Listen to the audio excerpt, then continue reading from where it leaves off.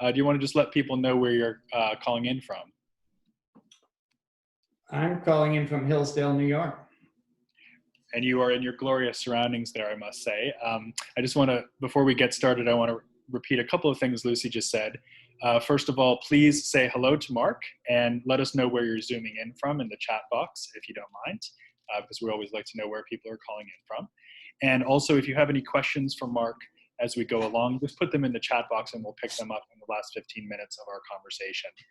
I also wanted to say for those of you who were able to join us on Friday for a remarkable and historic conversation with the designer Inni Archibong, that we have not posted that on our archival site yet. We're still in conversation with Inni as to whether and how to do that. But again, I want to just express great thanks to Inni for having had that time with us. With that, I think we're now going to turn to the story of Mark McDonald, 50/50, mid-century modernism. But maybe you could start by taking us just on a little tour of what's around you. What's in the room? I'm in my office, in my home. I have one of my favorite pieces of furniture in the world, an Eames storage unit, which we'll talk about a little bit when we talk about my relationship I had with Ray Eames. And on the table, a piece of Meyer Grotel that's always been one of my favorites. Pieces of ceramic that I own. It was done at Cranbrook in 1940, and another piece of Leza McVey, this sort of creature with this bottle with the stopper, and a Donald Judd print from an early Donald Judd print that I acquired from his daughter, who's a friend who lives in Hudson, New York. So just a few things that I like to live with. And it really shows the range of your interests, and we'll be getting more deeply into Eames and McVey in particular over the course of the remarks this morning, as well as a couple of other possibly familiar names like Frank Lloyd Wright and Art Smith and Sam Kramer. The ceramics are actually sitting on a Frank Lloyd Wright table, a Usonian table from 1939. Not to be overlooked. So Mark, here you are at a slightly earlier moment in your biography. Oh, just a couple of years ago. Can you tell us how you got into the world of mid-century modern and indeed other design historical encounters that you've had, and just take us a little bit through the course of your career? Well, as a kid, my father was an electrical contractor and he had a shop, so I like to make stuff, and I was good with tools. I like to make furniture. I like to make mobiles, that interest was really piqued when I moved to New York after studying some art history and some business and some engineering, and landed a job working at Lillian Nassau. She was the great doyenne of Art Nouveau. It was a fantastic place to work. I think the great benefit of that, my 3-year apprenticeship there, was the exposure that I had to all range of things. And people for that matter, and books. She had a great library. In fact, my first couple of weeks there were highlighted by the first day I was there, Henry Gelzeller, who was the chief curator of decorative arts at the Met at the time, came in personally to pick up a Joseph Hoffman Wiener Werkstatt fluted brass fruit bowl that had been acquired by the Met. It's kind of an iconic piece of decorative arts made by Joseph Hoffman, or designed by Joseph Hoffman. And at about the same time, and very few weeks later, this young guy named Christopher Wilk came in to catalog Lillian's library. He was at the time, I think, an assistant at MoMA in the design department, and as a sideline started working, cataloging her books. And so these exposures of people, objects, and books, the ability to touch these things, and also to sort of watch to see how one of the great retail figures handled her clients and handled buying and selling. It was a really great experience. So that was my apprenticeship in New York I think that was from 1977 to about 1980. And I have to just add that Christopher Wilk went on to the V&A, where he's the keeper of furniture, textiles, and fashion. And he was my mentor. He's one of the few other Americans working at the V&A at the time. And just for those who don't know, keeper of the furniture does not mean that he goes around cleaning stuff, although he probably does. But he is the head guy of decorative arts at the V&A. So yeah, I always love that. That's very English, kind of like, who's the keeper of the furniture? It's it sounds like he should have a dark robe and a long candle, right? Right. So this photograph actually is the block where my first little shop was. So after I left Lilly in Nassau in 1980, I opened a little shop, 10 feet wide by 40 feet long. You can see it there on the lower right, McDonald Limited, and it was limited mostly in space. I think that's a red Eames fiberglass chair in the window. My partner and I, Ralph Cutler, started that little store about the same time that our future partner, Mark Isaacson, started his shop in Soho that was called 50/50. Then after a couple of years of competing, buying from the same people, selling to the same people, you know, working to get our things in page 3 of the home section of the New York Times, we decided to go together to take a space which turned out to be the 3-story space on the left-hand side of that photograph that was available in our neighborhood. That was called the Goodwear Rubber Company. It was a place, in fact, where condoms were made up until, I mean, so we're talking, you know, mid-70s. I think they kind of went out of business because people, I mean, it wasn't that such a hot item anymore. So the family that owned the building had been vacant for about 5 years. So we decided to look into it to see if it was possible to rent it. So we took that space with Mark Isaacson and started and kept the old name, but kept our location, which was brilliant on Broadway, right there across from Grace Cathedral. And that's when we started 50/50. And so that storefront that we're looking at, this says Modern Age. This is a photograph right from when that opened. Is that right? Modern Age had opened maybe a year before that. So they were in the same block. That was David and Christine Vanderherd, and they were importing contemporary furniture from Ron Arad to Kenneth Lane to, not Kenneth Lane, what's the guy's name, made glass furniture? Danny Lane. Danny Lane. And lots of other things. Sotsas even, they did Memphis. So they had this really interesting business going in a very beautiful space. And it was just fortunate that we were able to take the space next door, because just like the jewelry district in New York, it made for a little bit of a destination spot. There were some very interesting shops actually already around on 10th Street between Broadway and University. So it was a little bit of a center. So this photograph is the invitation that Ralph and I sent out for our very first, when we first opened our little store. We were, I guess I guess you could describe us more as conservative. We were really interested in architecture. We were interested in Alto, Eames. We were not totally, we decided we didn't really want to just be mid-century, or we didn't even think in those terms at that point. We were thinking that we liked architectural furniture. We liked the things that were made by Knoll and made by Herman Miller, and even the earlier things that Alto had done. And this was our focus, was we kept it kind of broad with saying 20th century design, but our focus was more toward the architectural, toward the innovative, newer things that were made in the low-cost furniture design shows.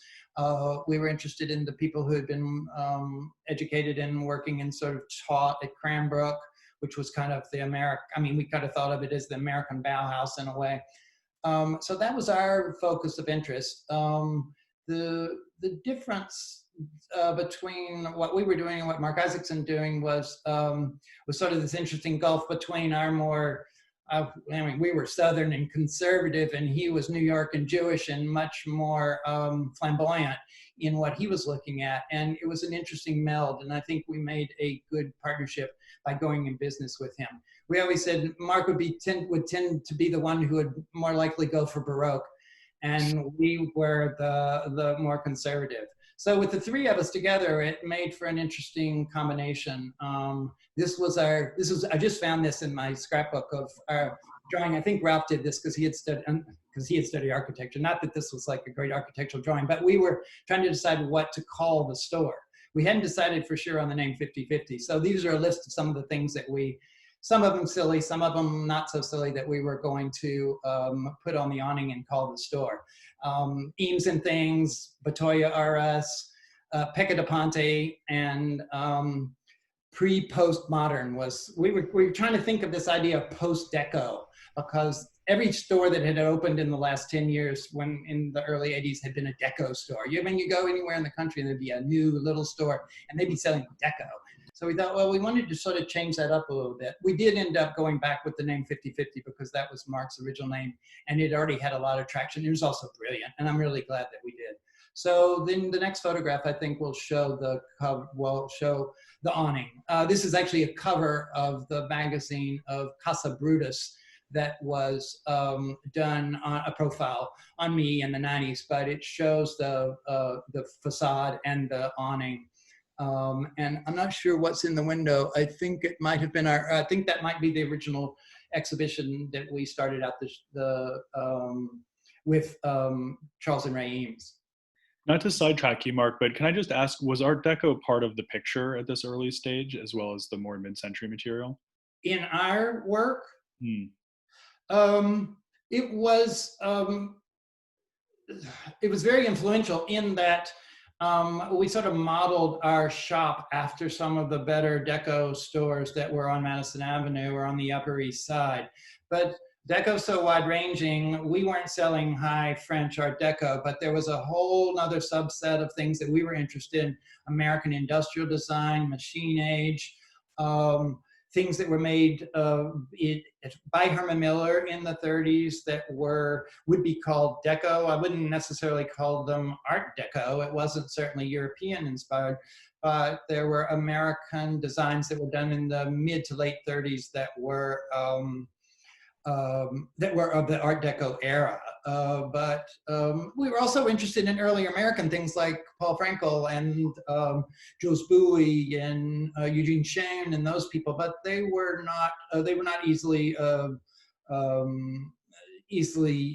tracked downable. We didn't have that many things, but the things that we were able to find mostly, and the things that sort of interest us in a way in terms of promotion, were the post-war things, just because they were more available. So there was a symbiotic relationship between what we were doing in the 30s things, but we didn't want to be labeled totally as a mid-century shop, but we also didn't want to say that we were selling Art Deco. Mm-hmm. I guess one reason I ask is that it's maybe hard for people to even understand at this point, if they don't remember, how little presence mid-century modern had even as a concept, much less a successful kind of widely promoted and widely studied category of design history at this time. Well, we never even called it mid-century. We always called it post-war. Basically, when we would talk to the press or we would talk to people, we would talk about post-war design.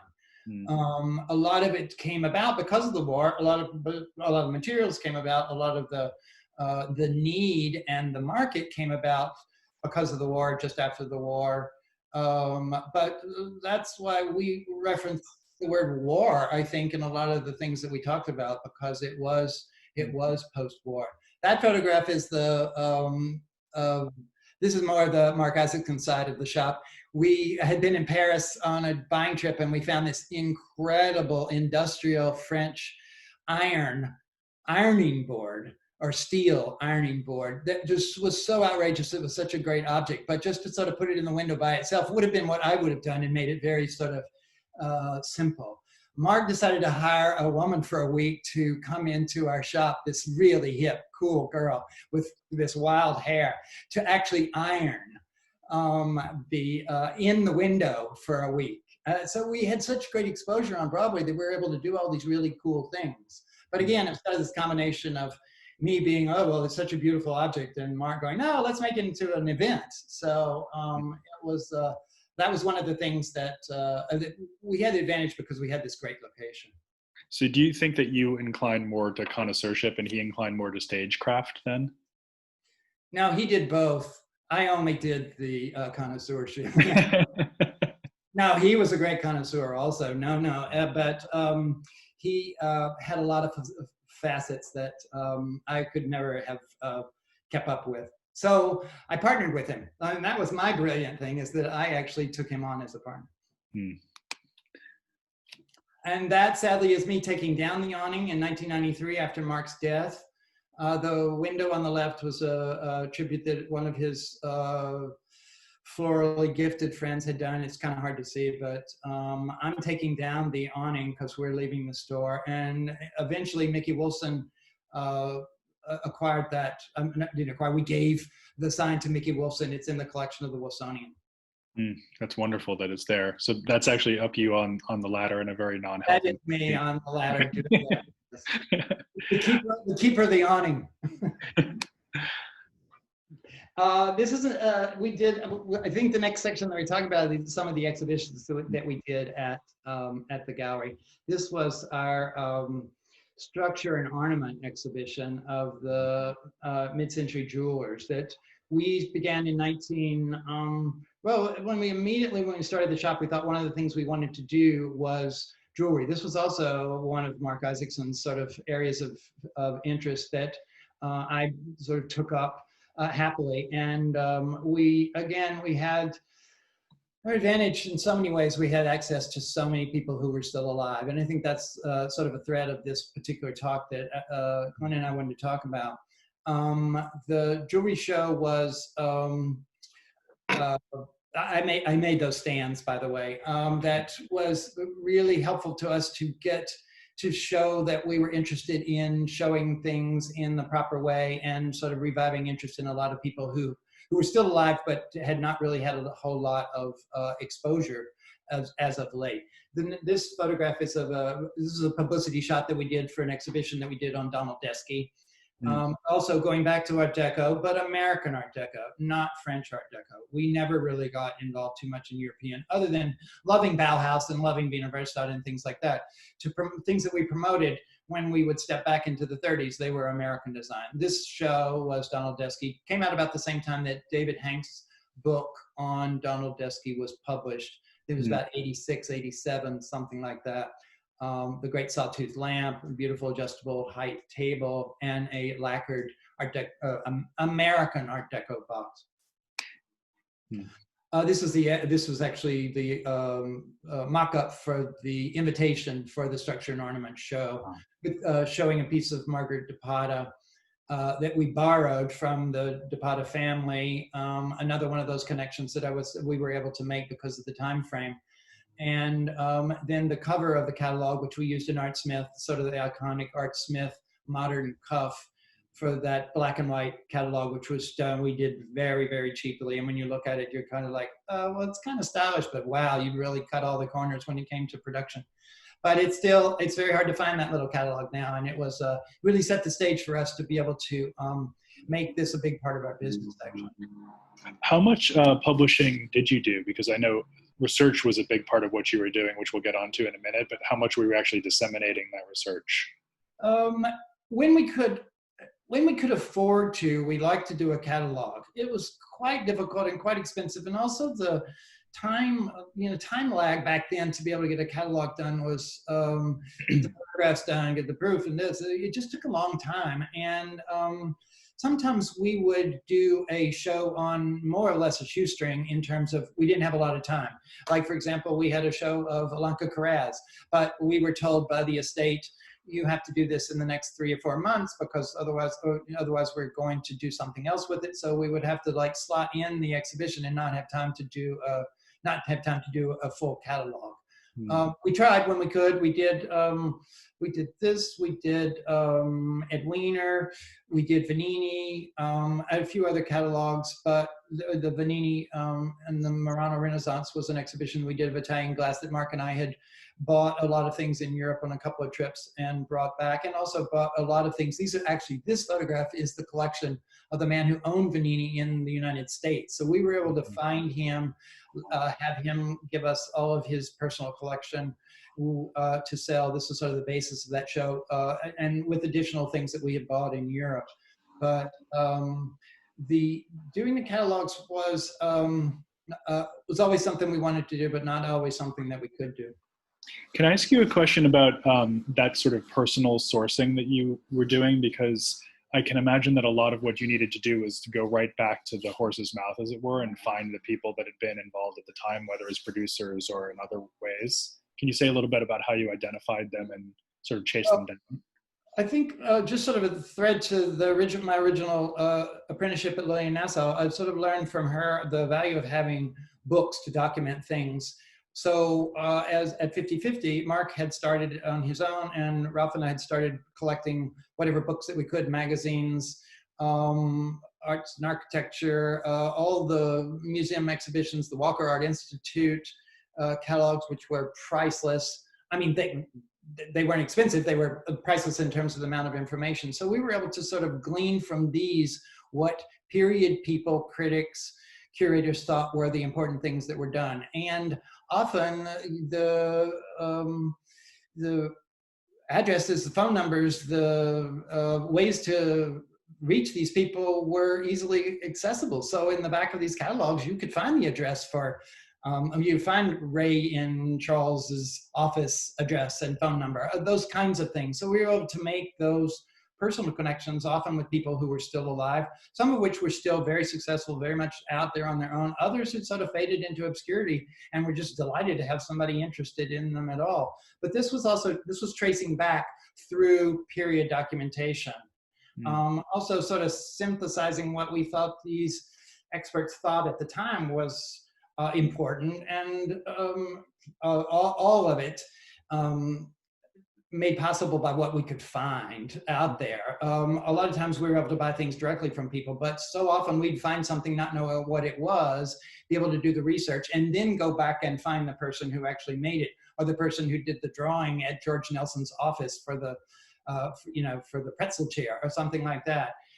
So there were these abilities that we had, which was we had such an advantage back then because we were reaching back into a period that was not that far gone, or in terms of time frame. You were able to actually find the people who were there at the time.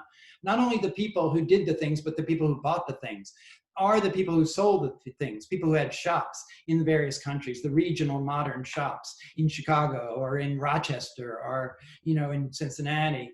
And the buyers, the people who actually went out and purchased the things, they were very important because they told you why it was that they thought these pieces were interesting. That's really interesting to me, the sense of recovering the period sensibility of what was important and why, not just using your eye, but actually having a kind of historically relative sense of what's valuable.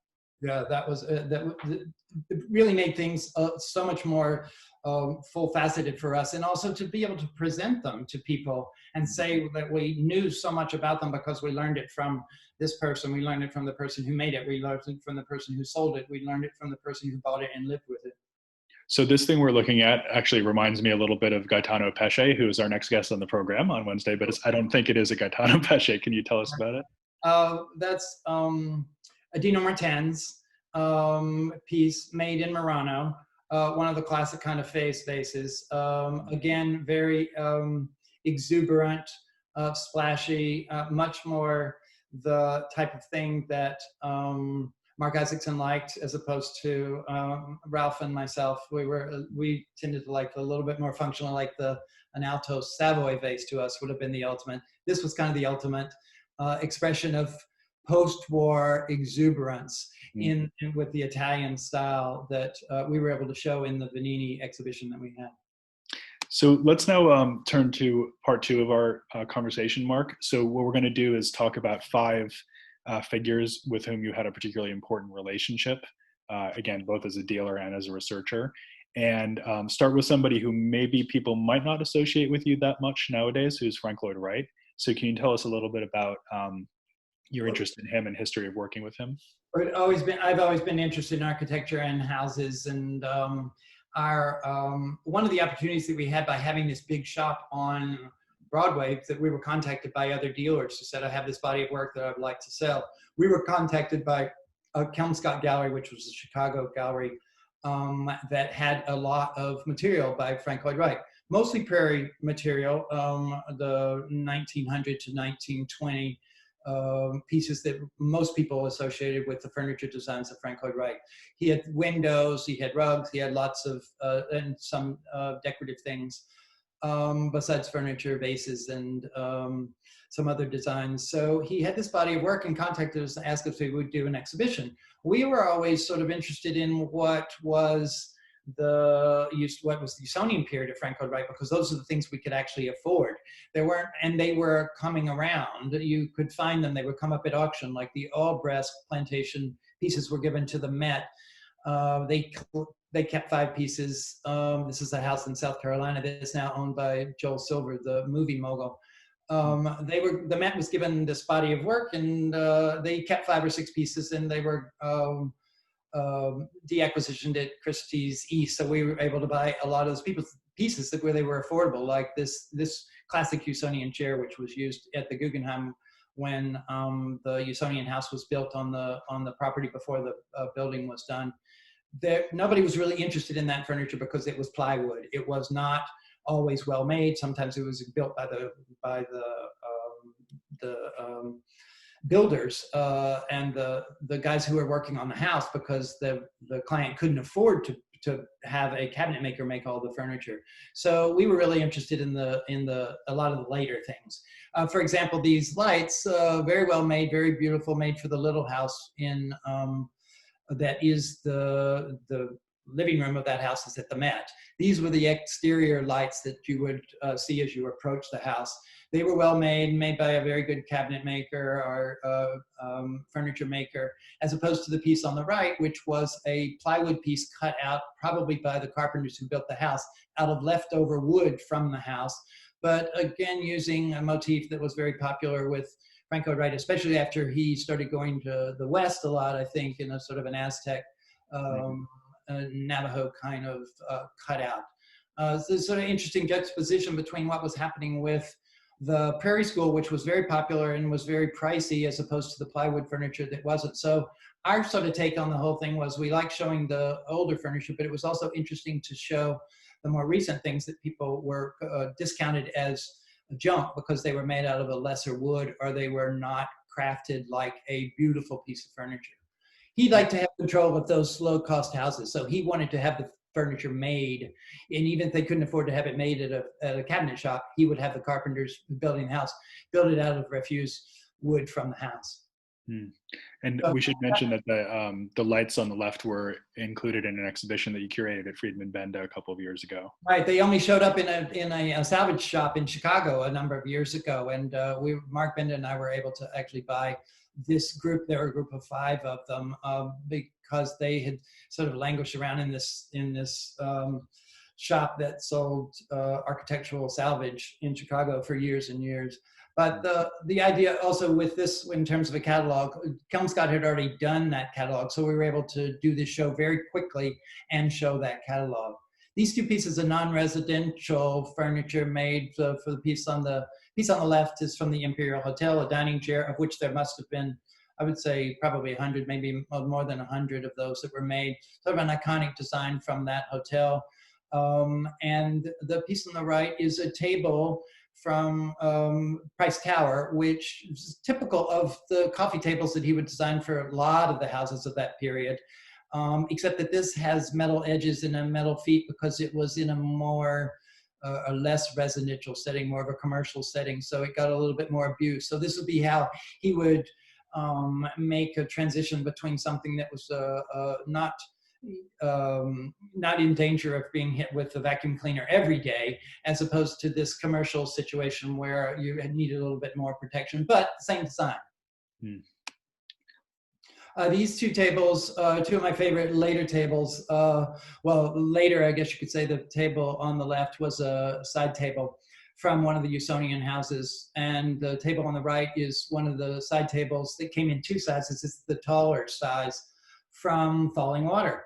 I owned the Falling Water table. The table on the left was one of 2 that I had owned over the years.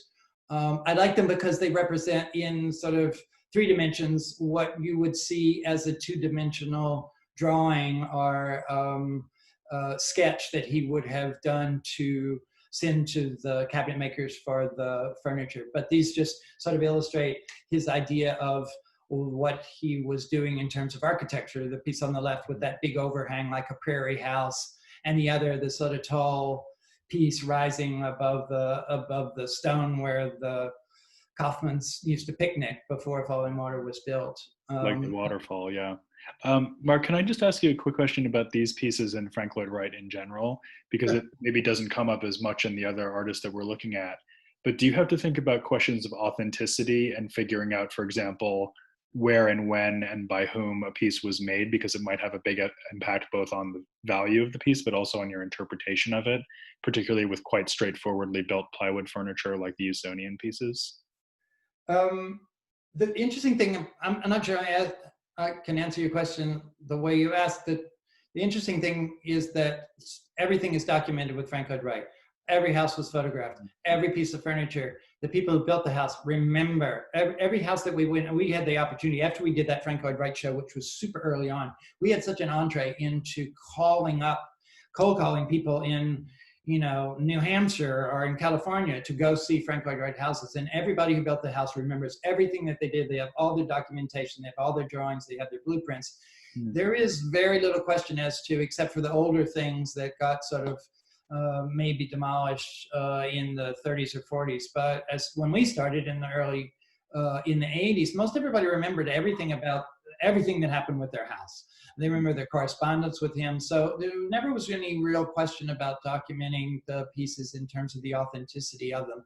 The issue that we had was whether or not people would be, we were never encouraging people to take originals out of the house. We were often trying to encourage people to restore them, or if people were really desperate to sell them, to reproduce them so that they had the actual designs in the house, that they would always have the design would stay in the house. Obviously that was not, we didn't have control over a lot of that, but whenever we did, that was always an issue that we had, was we never encouraged people to sell things out of their house. I always thought that was just not a good way to go. And right. I knew that other people did, and people would buy houses with the idea of taking out the furniture, or the windows especially, because the windows became very, very valuable. But there was never that great of interest, even when we started with the plywood furniture. Well, let's turn to a different story now, which is that of Art Smith, the great New York jeweler, somebody who you really played a large role in not only researching, but really bringing his work to the public. Sadly, I never got to meet Art Smith. I moved to New York in 1975 and lived really close to, lived by Union Square, so I was always down by Washington Square. He closed his shop in 1979, and no doubt I walked by it a number of times, but it just wasn't on my radar at that point. He was included in our exhibition, Structure and Ornament at 50/50, and we always liked his work. In fact, we bought one group of a collection of someone who had been friends with him and had been a client, and had bought one of every single piece that he had ever made. And that had been featured in an exhibition somewhere, I can't remember, and they contacted us and we were able to buy that entire collection. But in 1995, I found out that, Art Smith was gay. Art Smith was Black, obviously. He had studied sculpture at Cooper Hewitt and began making jewelry as a way to make a living right after the war. He got a deferment from the war, but in about 48, 49, he opened his own shop, but he worked in another shop before that, which I'll touch on. But he was so interested in making sculpture to wear. And in 1995, I found that his boyfriend or his companion had moved to Chicago, and I contacted him and was able to touch base with him and learn that he had in his possession these 15 boxes of the things that were taken out of the shop and just thrown into these boxes in 1979. And Art died in 1981. Charles and I developed a relationship, and then I did an exhibition in my next gallery at Gansevoort on Art Smith, which showed all of the great pieces that he had in this collection. The way that Art worked was that in his shop, he had made a silver piece of the pieces of the designs that he liked. He rarely did custom things. Occasionally, he might bring in a stone and he might make something for you, but basically the way he worked, he liked to develop a design. He would make it in silver, and then he would display it in his shop, sometime on the wall, sometime in a showcase. You would come in, decide what you wanted, and you could buy it either in copper or silver or brass. He had this sort of sliding range of prices because some people couldn't afford a bracelet for $15 in silver, but they could for $8 in copper. I love that sort of democratic way that he had, because he was selling to the people who would come in the shop, and these weren't necessarily people who had money. It was the Bohemian Village at the time, and there were lots of characters, and a lot of black women would come down to Harlem to see him, and they couldn't afford. They would pay $1 a month to get a piece of jewelry. So he, all the silver pieces that he made were thrown into this box, which I was able to get I was able to get Charles to agree to let me have an exhibition of these pieces, none of which were for sale. They all ended up at the Brooklyn Museum in the next 4 or 5 years. He donated to the Brooklyn Museum. But it was a great opportunity to go through the files and go through all of his old PR, and even he had all of his sales receipts, little books of sales receipts. So we were able to contact all of the people that he had sold things to. So I was able to have this exhibition featuring these pieces, which was such a delight. It was my favorite show that I ever did. It was on Gansevoort Street. I think it was in 1996 and 1997. And anyway, the pieces are phenomenal, and he's gone on to become one of the 2 or 3 most famous of these people who were working at the time. He was a lovely guy, simple guy, very, very elegant, very understated, and made sculpture to wear all his life. And can you say a little bit, Mark, about the way that he used African-American identities specifically in his work, and maybe the way that that changed over time? So here, for example, we're looking at a cuff that is explicitly named for Josephine Baker, the great early 20th century performer. And he's often said to have really thought about the skin of his wearer as a kind of compositional element in what he was making. And I wonder what your perception of those issues in his work are. We always felt that the piece was never really a piece of jewelry until it was put on the body. This is sort of classic, maybe his most famous piece, that super influenced by African tribal wear. What's interesting, going through the research with Barry Harwood of the Brooklyn Museum, sort of discovered that Art's approach in the 50s was sort of go with the flow and show these pieces adorned on these very white women that were very elegant, and almost like, oh my goodness, look what I'm wearing, as opposed to later sort of owning up to the more cultural identity of the blackness of what he was doing, and the African nature of a lot of the breastplate kind of things. But in his early work, I mean, in his early sort of PR and a lot of the promotion and the way that he was promoted in the press, it was with these kind of white women. And I found in a lot of his, Barry and I found in a lot of his papers, lots of things cut out of books with African tribal wear, showing all kinds of different things that he obviously was influenced by, but was maybe not owning up to, just because of the culture of the time, or because, the New Yorker wasn't going to show something that was quite so, or Vogue wasn't going to show something that was quite so outrageous.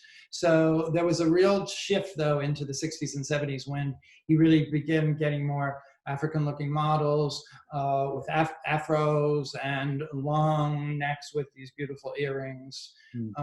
So it was sort of an interesting transition, and I think that it was forced on him just by the sort of the dynamics of the culture at the time. This is now, a couple of years ago, I took this photograph of his shop, and the next photograph, I think, shows him on that stoop that you would step down. And with a lot of it, actually what's fun is to look in this photograph. I mean, you can't see it very well now because of the reproduction, but there are a lot of pieces. There's a showcase there. It shows a lot of the bracelets, that fabulous neck piece from the 60s that's so famous.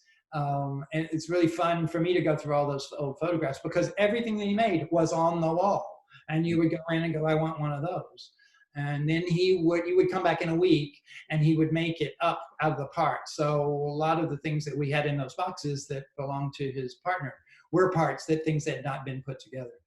So that was such an interesting show for me to be able to do. And of course, his handmade sign above his head with the stick and ball motif, the sort of atomic kind of look to it, in bright colors, which you can't see obviously. But it's been a great experience being able to work with Charles Russell. his partner who is still alive and lives in New Hampshire, and with Barry Harwood doing the exhibition that was at the Brooklyn Museum that traveled and made, I just think opened up the whole world to Art Smith. Thanks because of Barry really doing that great, very small catalog, but a great promotion of that exhibition. Yeah, so really just one of the great figures in 20th century design of any kind, and also perhaps the most appropriately named person in the history of the American craft movement. If you get to the National Museum of Black History in DC, the only jeweler who has, there's only one very small case, only Art Smith included in that incredible museum. Although we have to mention that he worked for this woman named Winifred Mason, who was a Jamaican woman who, there's a cuff, I think, yes, that cuff. I think that went to the Brooklyn Museum also, just as reference to where he was working and learning some of his craft, and some of his retail. He had studied sculpture, so I mean, he already knew how to make things and he knew what he wanted to do, I think. But he learned a lot, I think, from Winifred Mason, and there's been some interesting, I think somebody should do something on her in terms of either a small exhibition or a book, because she was very influential with a lot of people. I mean, she was in the Village also and had a retail shop and was traveling back and forth from Jamaica to New York and bringing lots of interesting new look at jewelry that was not the David Webb and the Tiffany and the Madison Avenue, Fifth Avenue kind of stuff. So that's the exhibition in the red, was the show at Gansevoort Gallery. So we better accelerate a little bit, Mark, if that's okay. So let's talk about you and Ray Eames, who you actually, as we can see here, got to spend time with, which is an amazing thing in and of itself. One of the great treats of my life is to be able to become friends with Ray after a very bumpy start. When we started our shop, she kept getting wind of these people who were selling these Eames chairs for so much money. And she was appalled because that was not the idea. They were trying to make low-cost furniture for people after the war to afford it. They were trying to make those chairs for $20, $25. And we were selling them for $500 or $700. And she was appalled. And she finally came around to the idea that what we were doing was celebrating the fact that what they had done as a job or as a project was to be very successful at what they were doing, in making furniture that would appeal and would be interesting and would be thought of as a change to what was available on the market prior to World War II. There wasn't anything like this on the market. So she did come around to the fact that she was being appreciated rather than being exploited. The photograph on the left was again Mark Isaacson's display of our show. It was on the third floor of that fabulous 50/50 shop. It was about the time that disco song "It's Raining Men" was out. I don't know if you remember that. Sure. So this was "It's Raining Chairs," and of course, the lightweight chairs out of metal and plywood just floating down from the sky. The photograph on the right is of Ray and Charles. That was our window, and the name of the show we called was Sum of the Parts, SUM. And the window was deassembling a lot of Eames furniture and showing how they were all parts could be interchanged and be moved, and this could relate to that. There's an Eames storage unit drawer showing the way that those things are put together. All of this being reflected in their furniture designs, a lot of which were taken from their development of their new house that was done in 1949 in California using off-the-shelf material. So this specific furniture, the Eames storage unit furniture, which is the piece behind me, is one of the pieces behind me, was that expression again in 3 dimensions of something that could be brought into the home. That was the way that their house was built. I love this photograph. This is beside Ray Eames's bed in her living room with a really rare little stool and like the most banal alarm clock. I mean, I just love the fact that this is what got Ray up in the morning. And then the next photograph, I think, is a piece of furniture which actually was in my bedroom for years with a more updated alarm clock on it, radio alarm clock. But it was the furniture that was a very rare furniture that wasn't, it was only made for a year, was discontinued, but that was based on some furniture that they had in their bedroom. That was the case goods. That was also a slight transition from the Red Lion furniture, which was furniture that he and Saarinen had made for the Museum of Modern Art show, that where they won the prize as the best furniture. I forget what it's called. I forget what that line is called, but it was made by Red Lion. But big collection, the biggest collection that we had went to the Montreal Museum. And this is a piece of furniture that's super rare that was based on that. It was never successful in terms of commercial, but also that was in her bedroom. The one thing I wanted to talk about in terms of Ray Eames, one of the things was the fact that this accessibility to the experts as our advantage. For example, with a fiberglass chair like that, that had a rope edge, we were always curious. There was a line, I don't know if you know these chairs, but there's a lining in these chairs around the edge that is an actual rope that's inlaid into the fiberglass during the process. And we were always curious as to why that was and what that dated the chairs to. So I called the office and they referred me to the guy who actually owned Zenith, who told me that that was the way that they had made it so that the fiberglass wouldn't cut you. When it came out of the mold, it was quite sharp. So that rope was laid in underneath so that when your hands went on the grip or you lifted the chair from the back, your hands wouldn't be cut by the fiberglass. Just one of those ways that they were able to, there you can see the rope. That's an early base. I just photographed that so you could actually see the rope laid into the edge. This is one of the ways that they process, just to show their process, and which, 30, 35 years later, you didn't know, well, why, but because we were able to call the office and talk to Ray or talk to the designer who was working on that and who was still in the office, they said, oh, talk to the man who owns Zenith, and he'll tell you what that process was about. So that was one of the great advantages and fun things that we had, would be able to go to the source. This was one of the saddest things for us was when Ray died. We were asked by the estate, Charles's daughter, actually, Lucia, asked us to appraise all the rare prototypical things that were in the office. This was in the big photograph studio at 901 Washington in Venice.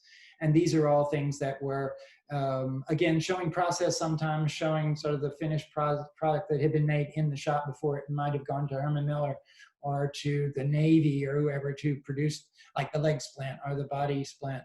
So this was it was a great honor to be able to be asked to do this appraisal, even though it was such a sad time.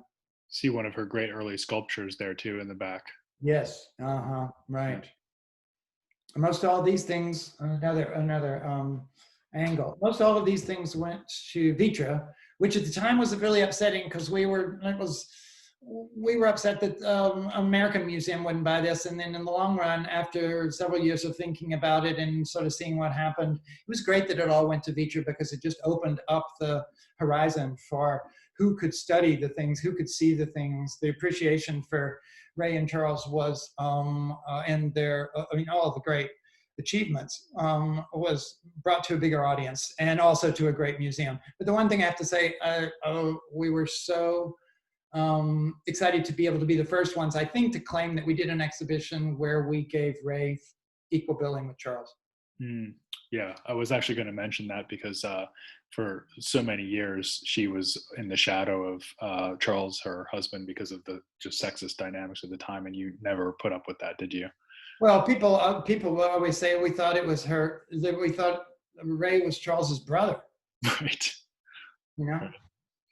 Well, let's talk about two last figures just real quickly, if you don't mind, Mark, because we only have 10 minutes left. But let's talk about Leza McVey, who's perhaps lesser known to our audience, a great ceramist and also textile designer.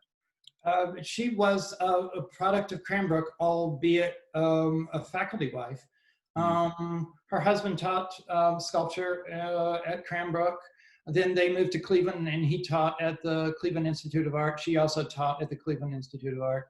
She studied, I love what she did using her natural instincts to make weavings in ceramic based on the fact that she was at Cranbrook studying. She took classes with Lola Saarinen, with Carl Milles, the great Swedish sculptor who was in the sculpture department. and with Maya Grotel. So she sort of melded these three different disciplines into what she was interested in. And this photograph I love is a photograph of her retrospective exhibition at the Cleveland Institute of Art, with the display was designed by this little-known goldsmith named John Paul Miller, who was in charge of the display at the Cleveland Institute of Art. And just phenomenal exhibition. There are other photographs that show other dimensions of it, but showing her work, which is quite large and quite difficult to actually fill up a space as big as that is. But he was able to do it with these interesting panels and levels, and it was a fantastic show. I met her, I was able to meet her because I bought a piece in Toronto, of all places, in 1980, I think it was. And I didn't know what it was. It was very big. I knew it was American, but it was had signed Leza on the bottom. And I called Martin Eidelberg at the time, who was a friend who had met at Lillian Nassau's, and asked if he knew who that was. And he said, "Oh yeah, I just interviewed this woman. Her name is Leza McVey. I'm doing a whole chapter on the ceramics of the work of the people at Cranbrook." And she was an interesting figure. She sort of used the area of sculpture, much like was happening with other people. F. Carlton Ball was one American who was doing sculptural things. And of course, the elephant in the room was Paul Volkos, who was doing bigger, more sculptural, taking the work off the wheel, essentially. So she was doing these odd, interesting shapes with often bottles with stoppers. And I was fascinated with her work, got to know her very well, used to visit her at her house. They lived in an amazing modern house in Pepper Pike in Cleveland, and bought lots of things from her studio, was turned on to her clients, was able to then, with all the exposure that I had to her work, do a catalog with a client of mine who had bought a number of her greatest pieces. They're now in the Boston Museum. Phil Ahrens was a great ceramics collector, and a lot of her best pieces that I had over the years went to him, and now are in the Boston Museum. And there's some very good pieces at the Met that had been in the Robert Ellison collection that he acquired from us. One of the exhibitions we had without a catalog was a ceramics exhibition at 50/50. But I continued with this looking for and working with Leza McVey pieces for years. Do you have any opinion as to whether she was directly influenced by surrealism? Because you look at particularly the bottle forms with these kind of biomorphic shapes on them. She had to be. I mean, I don't know specifically, and I never really had that kind of a conversation with her so much.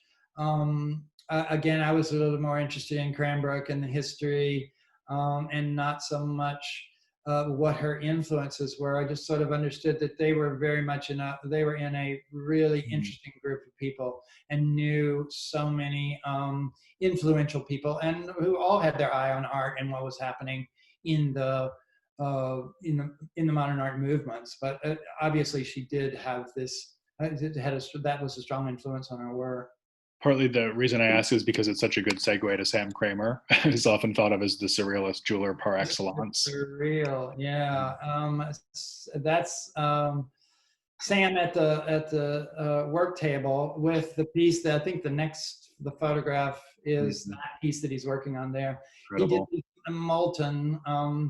Molten men was one of the techniques that he liked to use, this molten construction. And he was obviously really out there, very much influenced by Salvador Dali and surrealism.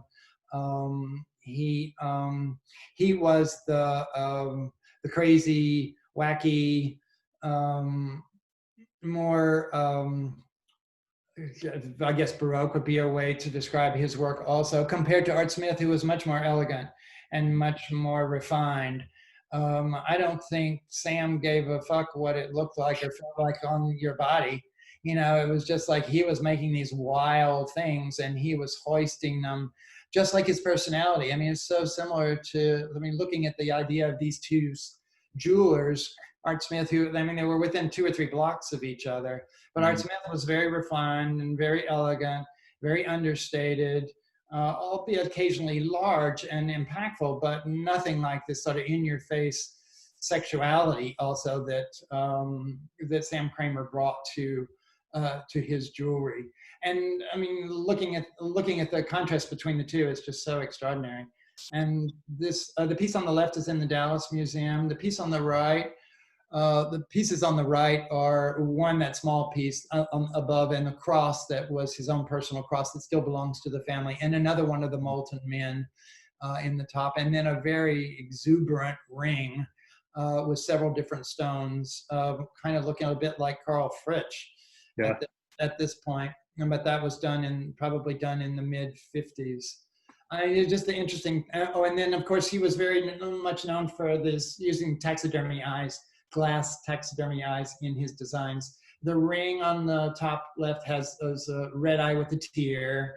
The other pieces, these surreal sort of ideas of eyes and eyebrows and creatures with the blue eye, the one-eyed cyclops on the lower left.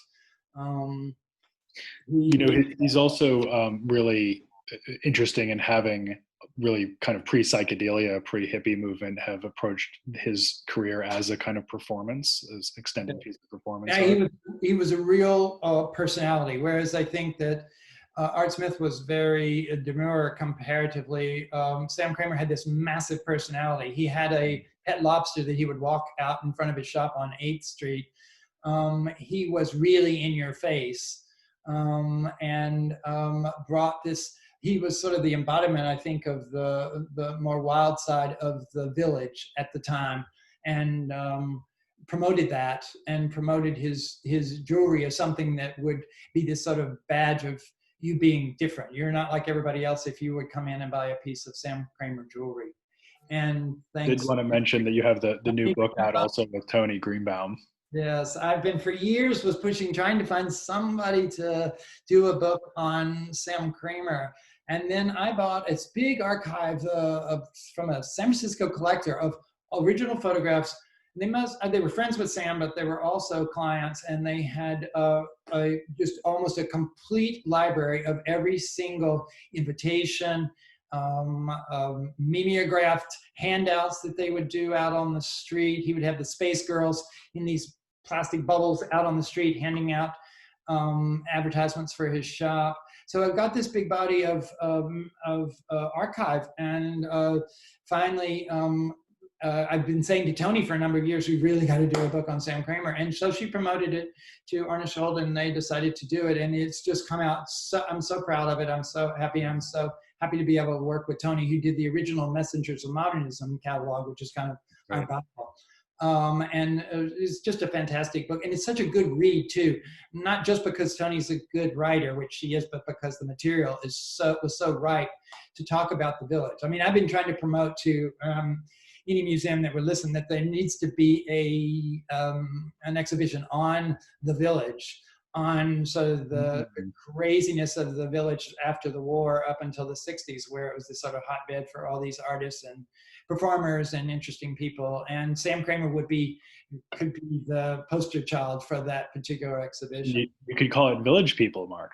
So that's the winner idea. I hope some curators are listening. I know that Tony is actually listening on the Zoom. So hi, Tony, and congratulations on that. And also, I love the fact that, just back to Art Smith, that Barry titled his little catalog that he did for the Art Smith show, From the Village to Vogue. Perfect. About Art Smith's trajectory. So we have actually gotten to noon amazingly, but I do want to take 3 questions, and I'm sure there could be many more. But first, I want to go to a really nice question from Karen Moser. And Karen, if you're there, it'd be great to hear you ask the question directly. Where's Karen? Where's Karen?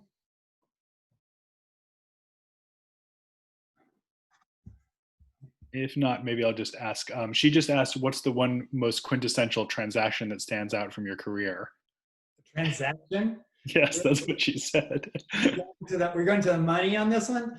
I don't know. My favorite thing was we bought a Noguchi marble top table at an auction, but it was And we didn't know what it was. Actually, it came up for auction. We didn't know what it was. We sent a photograph to the Noguchi Museum. It must have been the year or 2 years after Noguchi had died, and the director came back with us with documentation and said, oh yeah, that's a very rare table. We bought it at Christie's East for $6,000 and sold it like very shortly after that for $60,000.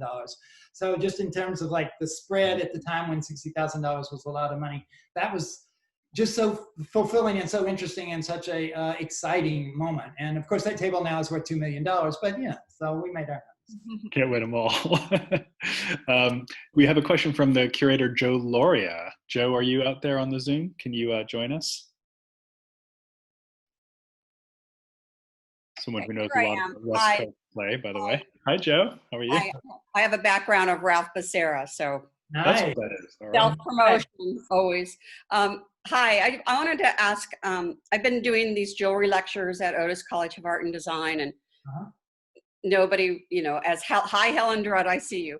The young students don't know anything about what is called the jewelry studio movement. So I remember getting the book, Messengers of Modernism, and thinking, oh my gosh, what is this? What is this new form? So I wanted to know, were you one of the first people, along with others, I'm sure, to show jewelry? And how was it received when you did have a gallery show on studio jewelry?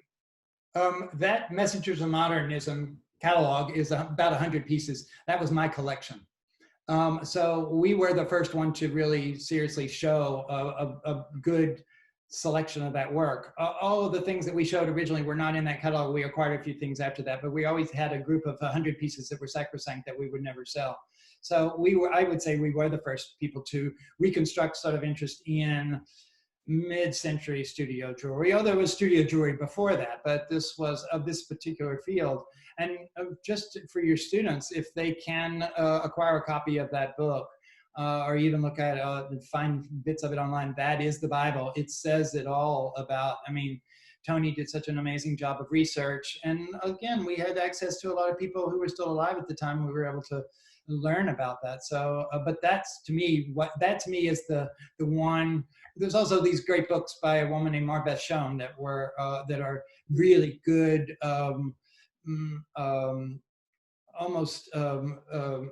surveys of all of the people who are doing studio work. We kind of concentrated on the 10 or 15 highlight kind of people who were sort of well known at the time, but there were a lot of other people out there all over, regional people who did really great work who just didn't get the recognition of some of the more East Coast, West Coast people.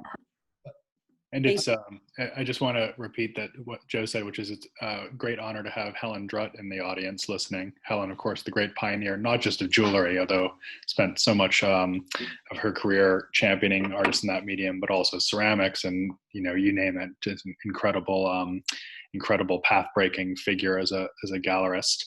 We'll just take one last question, if that's okay, Mark, and we're going to take it from Friedman Benda's own Alex Gilbert. Alex? Yeah. Hey, Mark. I know you worked closely with several jewelry collectors to put together formidable collections, and I'm curious which ones stand out. Which are you proudest of? Where did they go? Well, I'm proud of all of my clients because they're all brilliant, obviously. But one of my great relationships was with Daphne Farrago, who was one of those collectors who really started buying contemporary things and then sort of backed into vintage things. I met her at a modernism show in Miami, and I had on a piece of Sam Kramer jewelry, and she said to me, how much is that? And I was in my booth and I had all this jewelry to sell, and she said, how much is that piece? And I'm like, well, that piece is not for sale, that's my piece. And she goes, you're gonna sell me that piece of jewelry and I'm gonna become the best client you've ever had. And she was right, she did, and she amassed some wonderful things. In the next 10 or 15 years of the pieces that I got that were great, she would buy them. She was the type of collector, you would put 10 pieces in front of her, she would pick out the 2 best pieces every single time. She'd collect a lot of other things too, fiber and ceramics and glass, but in terms of jewelry and my relationship with her, she was one of the favorites. I can't say absolute favorite, but she's one of the favorites. Mm. And obviously it doesn't happen without people on the other end of the transactions, as Karen put it. So, I think there's an increasing amount of, interest in the role of the collectors and how they've helped build the field as well, and Absolutely. historical research being done on that. And hey, speaking of historical research, Mark, thank you so much for putting this together. Maybe you could sort of tell if you're out there listening, but Mark sort of ferreted through his files and drawers and put that incredible smorgasbord of images together just for this talk. And we really, really appreciate it. It's just been amazing to hear all of this, and in such a compressed space of time. We could have talked for a week. But thank you so much for being with us today. It's been Thank you for doing what you do. So many different, I mean, such a disparate group of people that you've done in the last 3 or 4 months. And thanks to Mark Benda for supporting this, and to Lucy to put together all of this, my crazy images. And thanks. It was a pleasure working with you guys. Amen. Thank you, Lucy. And just to let you all know, as I mentioned earlier, we have no less than Gaetano Pesce with us on Wednesday, arguably the most influential living designer. You could certainly make a strong case. And he'll be talking to some extent about recent events that he has some things he wants to say about, as one can imagine, given his status as a kind of provocateur and political commentator. But he also is going to do something really amazing with us, which is to go through about 10 of the most important and significant works of his career and talk about them in a very direct way. So please come back for that. It's going to be a really important and amazing hour with him. And otherwise, Mark, thanks again. And thanks everyone for joining. And it's great to have you here.